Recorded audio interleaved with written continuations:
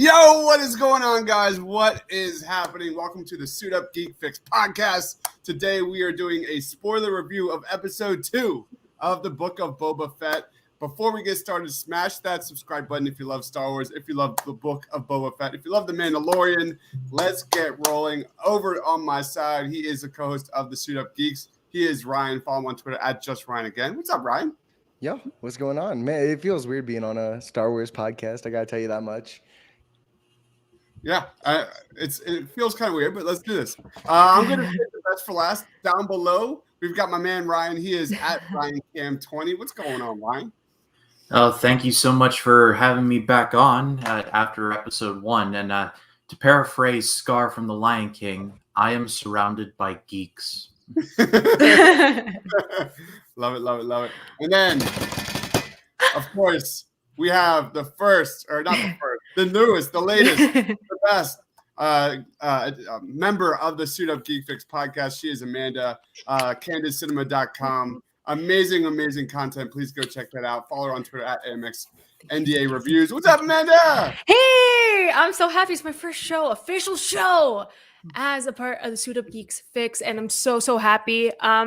But also, I'm not massive Star Wars fan, so we'll see how this goes. So, yeah.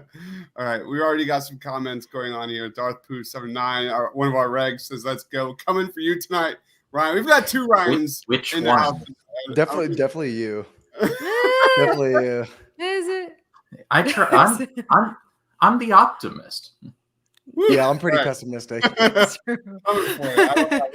Of course, guys, if you're watching us live, please be sure to comment, ask questions, react with us. Again, this is a spoiler-heavy review. Spoilers, because we finally kind of get where we're going in episode 2. I'm going to throw it to Amanda to start us off. What is your kind of general impressions of episode 2? I liked episode 2 better than episode 1. Episode 1 was really slow for me, but this one, as long as it was, I thought the pacing was really good. You get more of Boba, and like he comes into his own kind of. I love Fennec so much. But yeah, it just pushes it forward. I really love the action in this episode. And we get just a little bit more, something that we needed. And I think that's the pacing from episode 2 onwards is going to be really strong and different from the other Disney Plus shows. That's the vibe that I'm getting. And they're going to dive right into it. The flashbacks I'm still not a fan of just because of, I don't know what it is. Like it feels like it's disjointed, but maybe it'll like pay off obviously later on. But yeah, I liked episode 2 better than episode 1, and now I'm excited to watch the rest. I'm going to get really heavy into those flashbacks because I'm loving it. I'm going to throw it to Ryan Cam. What about just general impressions? I echo the sentiments of Amanda. I thought this episode was way better than episode 1. Not to say that episode 1 was bad, but this episode 2 was like what I was expecting it to be and a little bit more. I have to disagree. I actually like the flashback stuff. I was bracing for it to be like, oh, this is going to get real tedious, isn't it? But no, I actually liked a lot of it, and we'll go super granular into that. But I mean, this episode, I said it on my Twitter at RyanCam20, by the way. I said that if you love the Tusken Raiders and train chases, then this is the episode for you. Like, this is like hooked to your veins type episode right here.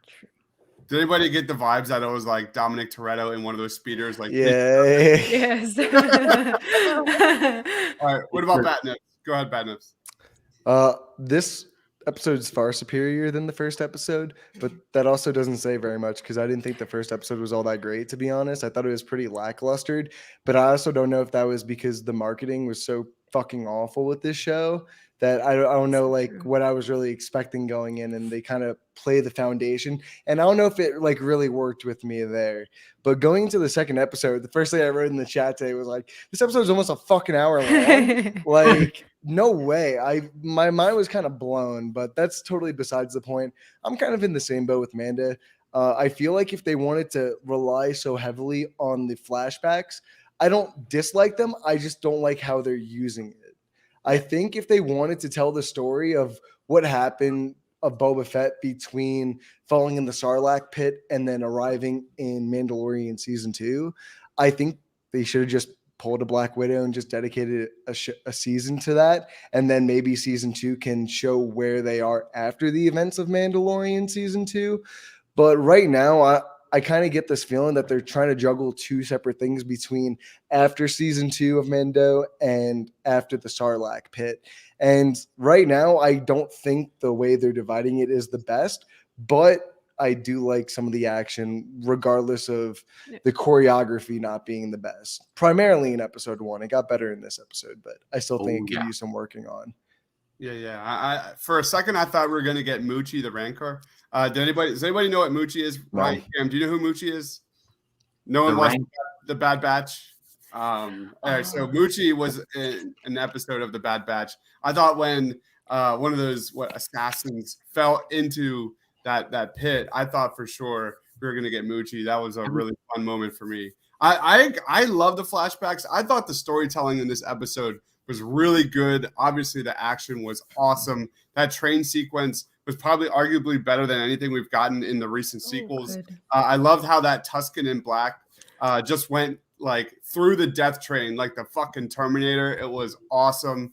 You had, Boba, like I want to see Boba rock up next to some sort of like power station and go like, I need your clothes, I need your boots, I need your speeder bike. Like go like I need that. I just need to inject all that into my veins. I personally I did not expect to see Boba the driver's ed teacher, come out for this. That was kind of fun too. So but seriously, like I loved the black Boba Fett costume origin. That was really neat. It kind of added some weight into the Mandalorian.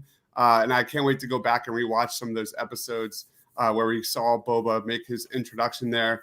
I thought, that costume truly signified his connection to the Tusken Raiders quite seriously. And I think we're going to kind of be deep diving into that in a very short bit here. But I think we kind of learned in this episode that Boba's previous life working for the Empire was fueled with revenge. And now, like, this is his current quest. We finally got an idea. Unlike episode 1, we finally got an idea that he's on a quest for justice for the Tusken tribes, who are now his people, who is now the family he never had. You saw him kind of in that flashback, holding the helmet. You saw in the flashback looking at his dad fly away in the previous movies. That ending war dance sequence and that acceptance into the tri-man, just a beautiful sequence. One of those like really just well-earned moments for me in Star Wars, period. I really, really enjoyed this episode quite a bit. And I think just real kind of quick next up on this, one of my concerns was in episode 1 was the kind of the differentiating between Boba and Din, because in that first premiere, like they were kind of the same. There was like just a lot of similarities here. And I thought this episode kind of really did a good job of differentiating the two. You see kind of Boba walk into like this like sanctuary / cantina and take off his helmet immediately the second he walks into there, which heavily differentiates from Din, as we know in The Mandalorian, who refuses to take off his helmet. And Boba's literally like naked. He's wearing nothing.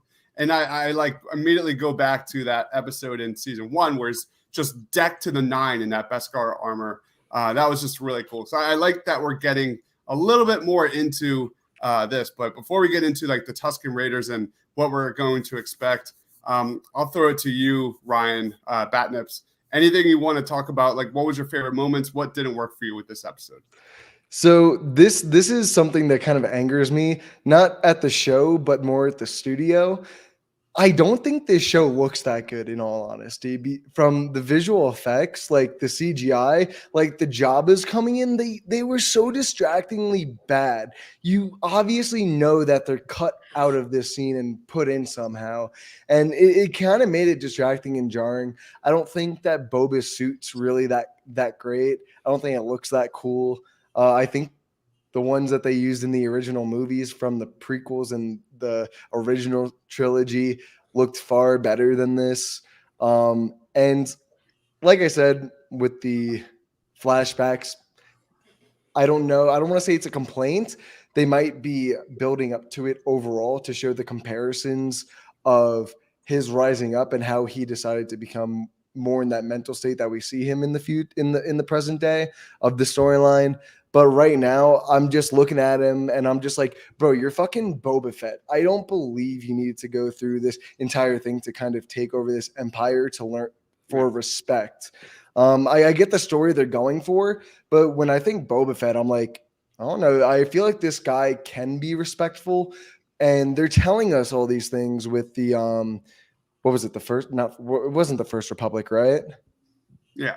It was the First Republic. So many fucking names in Star Wars. But when he was fighting for the First Republic, they tell you in no show. And when they tell you in no show, it kind of runs into this problem that I feel like they're focusing too much on his internal journey rather than showing the external journey, if that makes sense. Well, I think the point of the flashbacks is kind of giving you an idea of where we're going. And what I meant by that is it's obviously very clear, as I said earlier, like, this is now Boba's family. Like, we were scratching our head in the premiere of like, why does he want to become a crime lord? Like, for what purpose? It's pretty clear here. I thought, I don't know if you guys picked this up on your end, but like, you see kind of like Boba trying to make the Dune Sea kind of more hospitable for everyone. I think what we know is that Tatooine used to be kind of just full of oceans before they dried up. We know that the Tusken Raiders were like living in the sand with the Jawas, like as like the main kind of origin people there on this planet. And I think that Boba clearly wants to take control over Tatooine to help the Tusken Raiders and kind of give it back to them. Like, he sees them as he's part of this family, and he like when he's giving them gifts and stuff, that's something he hasn't had in his life in quite some time, especially being part of the Empire. So I think Boba wants to reclaim what's rightfully theirs. And, especially like, I thought it was a really cool scene when you saw that death train flying through the Dune Sea, like, and you saw kind of the Tusken Raiders get like helplessly mowed down. That was like that was a really cool moment to make me kind of feel for, more for the Tusken Raiders, more for these like kind of people that have been misunderstood a little bit, especially from Anakin's side. So I thought that's where this is going. It's clearly, I keep going back to, we have a comment here about how, where is it? There's too many comments, sorry. But we have the twins, Jar Jar, not Jar Jar, Jesus, I'm drawing a blank. Jabba. Yeah, some weird ass names. Jabba's brother and the sister.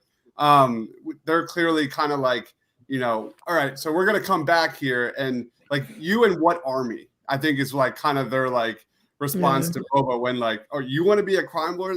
It's going to be the Tusken Raiders that come in and become his army. That's, I think, where this is going. So I think the flashbacks aren't disjointed. I think this is exactly where this is kind of all boiling to. Ryan, Cam, you're agreeing with me, right? Oh, yeah, absolutely. I think by the end of the show, it's like, say, the flashbacks are here, the main timeline is here, and by the end, they're going to meet in the middle, and everything is just going to be, like, full of context, and so one will be here, one will be here now, but by the end, it's like, we don't know where it's going necessarily, but we know we're going to meet in the middle, and it's going to be great. When I saw that train scene, I think that might be the classic movie fan of me, but I was like, someone's clearly watched Lawrence of Arabia on this. Yeah. All that was missing was Boba Fett turning around and being like, I am immune to blaster fire.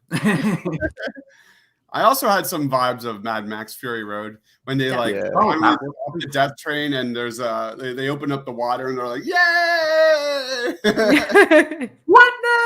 Witness! So yeah, that's kind of where I expect this to go. And before we get into predictions, like, let's just go into like quick grades.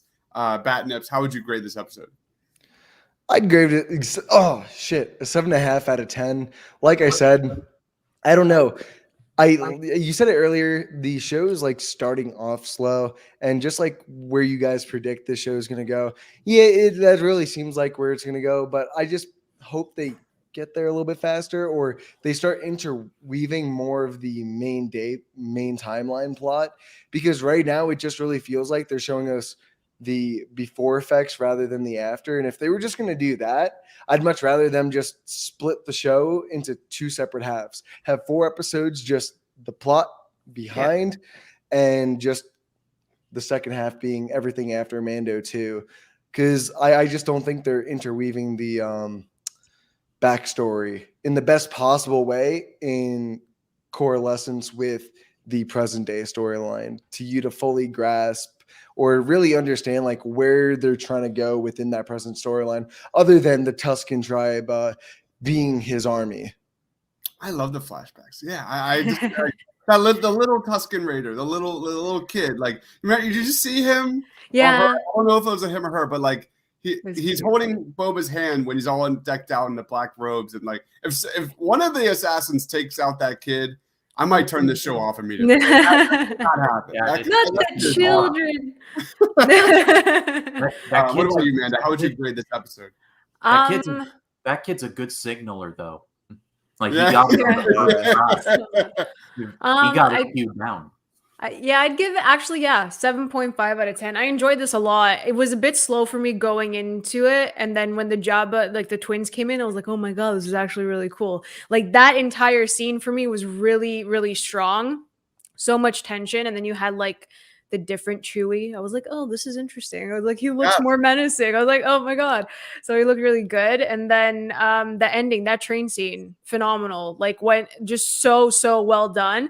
Then when they brought the spices out, I'm like, oh yay, Dune, sweet. I was like, thank God. Well, where did they pull Star Wars from? I'm not going to get into this conversation. It's totally different podcast. But anyways, yeah, it was 7.5 out of 10 for me. The last half was better than the first half in this episode. Wait, can I add one thing too? Yeah. I think it's a problem when the Star Wars universe has dedicated itself to around 35-minute episodes, and then all of a sudden they just drop an hour episode. Because if you take out the main like plot line, whatever's going on present day, this entire episode could just work as a past episode, you know what I mean? And I feel like they really only extended it because they're like, oh shit, we forgot to put in the present day stuff in this episode. And it kind of feels jarring when you go from everything being 30, 35, possibly 40 being the finale, especially with like Mando. I think 40, 42 might have been the most. And then you jump to like 58, almost 60 minutes. It's just kind of weird. And especially for a TV show, you try to stick to like a strict time code, I'll just say, for this, of how long you want the episodes to be. And when you start messing with that, I feel like in between the season, you start losing track of what episode is going to have this, or I don't know. It just seems kind of messy with the way they're putting it all out, in my eye. Okay. What about you, Ryan? Cam?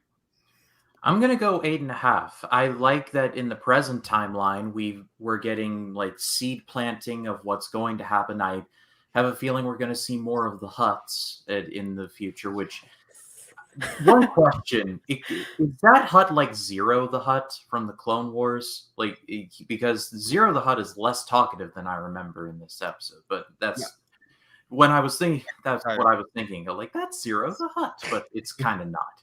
But planting seeds in the present time while also adding context with the past timeline. I love the stuff with the Tusken Raiders. I loved how Boba started off as a prisoner, but by the end he's one of them. He learns how to use their weaponry. He begins to talk like them. He fights with them. They give him one of their trippy desert lizard and things, and he goes on a massive acid trip. He's clearly one of them. So I like where this is heading, and nothing that I've seen so far has really dissuaded me of that. There is room for it to be kind of disappointing, and I can definitely understand the criticisms of Manda and Bad Nips, but I don't know. I dig that. I dig the hell out of this show right now. Yeah. I'm going to talk about that, Darth Pooh, real quick when we get into predictions, but this is a high B for me. It's probably like an 8.8, 8.9 for me, just like you, Ryan Cam. Like this show definitely speaks to me. Unlike Hawkeye, I don't know why, but this show, I don't know if it was made for me or what, but I've been digging this. I appreciate the slow burn. I appreciate the storytelling. I do see the connections between the backstory or the flashbacks and the present story, which I'm going to get into with my predictions in a little bit. We have Darth Pooh saying no one's going to talk about the Wookiee bounty hunter, which we actually got And that was so cool. Probably the most badass Wookiee we have ever seen live action wise. This Wookiee has history with Obi-Wan Kenobi. Actually made him a little bit of a bitch at some point in the book. So I really love cannot this wait guy. to see. You're going to see that character come back. And that might be in the Obi-Wan series as well. So Yay! that's something to definitely keep an eye on. I loved this episode. I really, truly appreciate how, just like the Mandalorian did, like they're humanizing the Sand People, the Tusken Raiders. I thought this episode did a lot more in retrospect, like adding more weight to like Anakin slaughtering the Sand People as well. So like I think this show's doing a really good job, kind of like giving us more about the lore as the season progresses. But yeah, let's get into predictions. Here are my predictions. Here we go. All right, so I think eventually the Tusken Raiders will be staying at Jabba's palace with Boba. They will be his army, his security.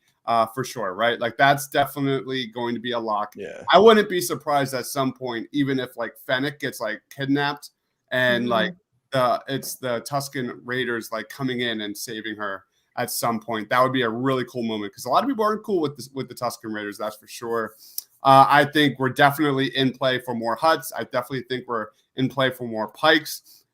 We did a power rankings of me for my like. Remember this, Ryan, for who I think is going to be showing up here in this season moving forward. I think Kira is 100% a lock.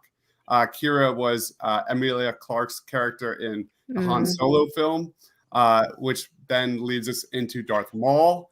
I think it's extremely likely that, probably Jabba's palace becomes almost like a sanctuary for the Mandalorians.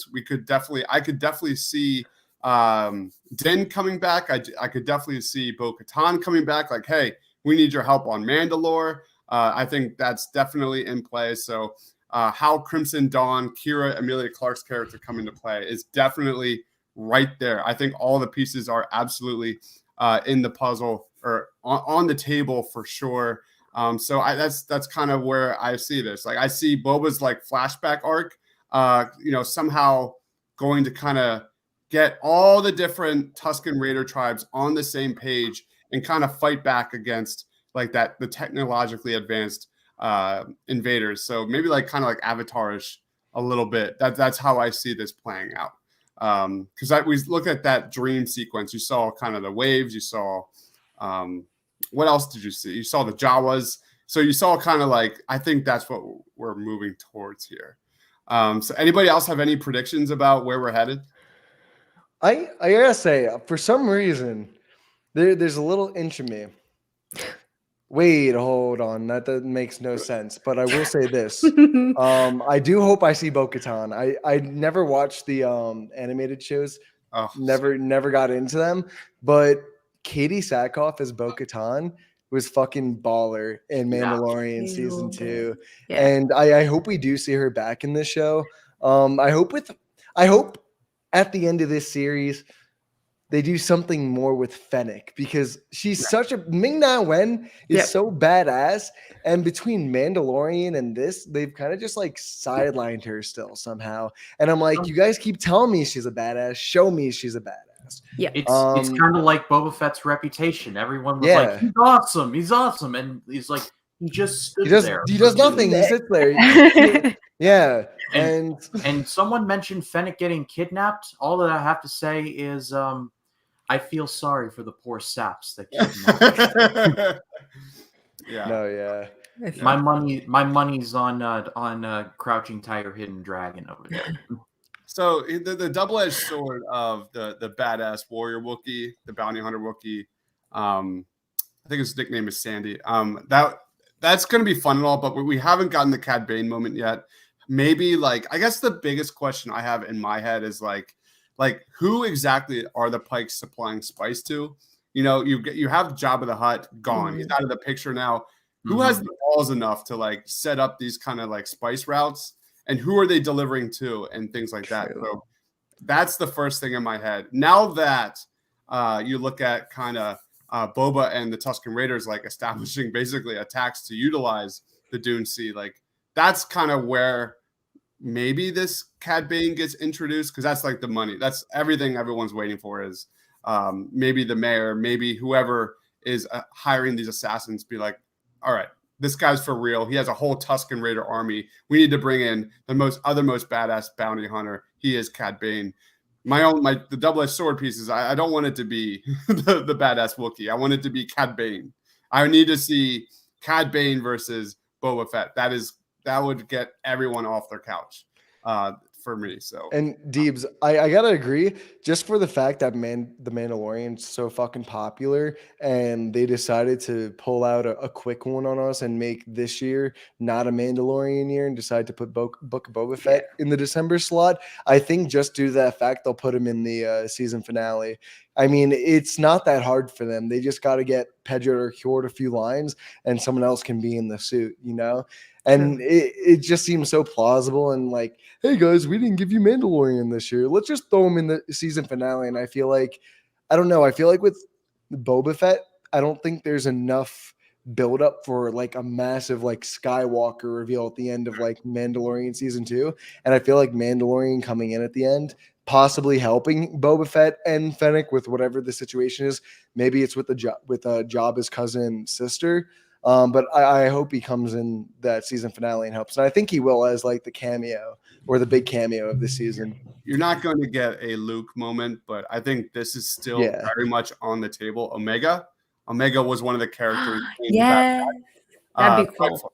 By far the best character in the Bad Batch. And I love, as someone who loves the Bad Batch, she stole every single scene she was in. And she, like imagine like a young, or not a young, like an older Omega coming down and going like, because I think she is the like twin sister of Boba Fett. So that would be so cool if she like goes up and goes, "What's up, bro?" That'd be really cool.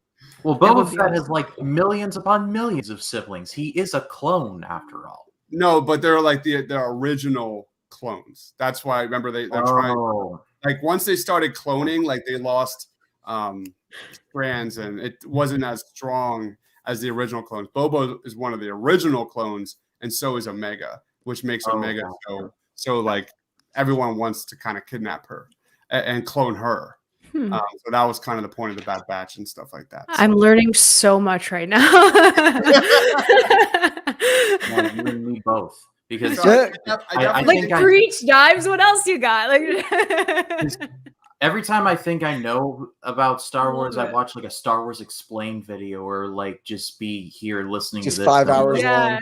I know like nothing. 25 hours long. Every time he talks about it, I'm like, oh my god, I didn't know any of this. So it's like it's perfect. When the Wookiee showed up, I was thinking to myself, is that Tarfliner from Revenge of the Sith? And I'm like, no, that's probably not him, and I'm gonna sound stupid. Yeah, Jodhpur says, I guess spoiler warning for anybody who hasn't seen the Bad Batch. She's force modified. That's what makes Omega so amazing, is that she has force powers. So she's a clone, but also has force powers. So that would be a really cool moment. Like I definitely like when Loretto and I were doing reviews of the Bad Batch, we were really highly into that, saying that that's where this is headed. So anyway, let's wrap it up, man. I'm going to throw it to you, Bat Nips. Where can we find you, man? What do you got going on? Yeah, guys, always, yet again, Suit Up Geeks, guys. Drop a follow, subscribe, anywhere you guys can find us. We're posting shit every week. I think we got our new trivia this week, Friday. Is it MCU Phase 1 specific or MCU specific? All of it. Oh, yeah. All of it, MCU specific, like, guys. Not just films, TV, films. Everything. Wait. Everything, bro. Just everything. So catch that Friday night. Be sure to check out our Twitter for the times on that. You guys can follow me at Just Running In. And guys, I just want to make the announcement. January 15th, 8 p.m. Eastern Standard Time, we have got the Oscars Best Picture nomination and wins draft. That is going to be a fucking blast. We got a lot of cool people on that one. Hope you guys can come out, check that out. Have a good time, get a little drunk, who knows? And yeah, thank you guys for joining us per usual. We have Cody in the house going, hello. Hey. What's going on, Cody? Thanks for joining. What about you, Ryan Cam? Go ahead. Oh. Are you ready for trivia? I think I am. I mean, the first thing that I always say to myself is I go into these to have fun. Like win or lose, I'm gonna have fun regardless. I just happen to have won 3 of them. Happen to have won. Soon to be 4. But if anyone would like to check me out, they can follow me on Facebook, Twitter, Instagram, and Letterboxd at RyanCam20. Then there is, of course, my YouTube channel, which is just called RyanCam. Dropped a new podcast episode with my good friend Jacob Martin called Life and the Movies. We're going to be talking about the hashtag Make the Amazing Spider-Man 3 movement and a very poorly aged preview of the January movies coming out with Morbius being booted. So it's a bit aged like milk, but the rest holds up pretty well. But I have a feeling I'm looking forward to it. However, I don't think that movie's going to do too well. There's a part of me that's like, they're probably just going to kick the can until the can can't be kicked no more. But also, I'm going to be reviewing the 355 when it comes out, and Sunday, I've got a video on the 2016 film The Accountant coming out. It's a movie that I love, and I'm going to be bringing back my I Finally Watched / Better Than You Remember series. That's going to be running interchangeably on Sundays. So nice. that's going to be going for the foreseeable future. Awesome. What about you, Amanda? What do you got going on? Well, you can find me here now, which is awesome. I'm excited for trivia. Again, I'm here for a good time, but I'm coming for blood for that Oscars draft. You heard it here first. Coming for blood. I'm going to win. Once she loses. Stop it. You guys can always find me over at AMX ND Reviews on Twitter, Instagram, and Letterboxd. I will be covering Euphoria this Sunday. I'm going to have plans to do it. I know. I just binged season 1 again. So, that review will be up. I'll try to watch some other movies like The Lost Daughter. I got to catch up on writing a bit, but you guys can always find me there and here. So yeah, sub, like, comment, do it. More from me, Amanda. Yeah. Thank you everyone for commenting. Thank you everyone for subscribing. Please be sure to smash that like button if you love Star Wars as much as we do. Just want to say thank you. We just crossed 100 subscribers on the channel. Let's get 200. For Ryan, for Amanda, for Ryan again. Thanks for watching, guys. Stay awesome.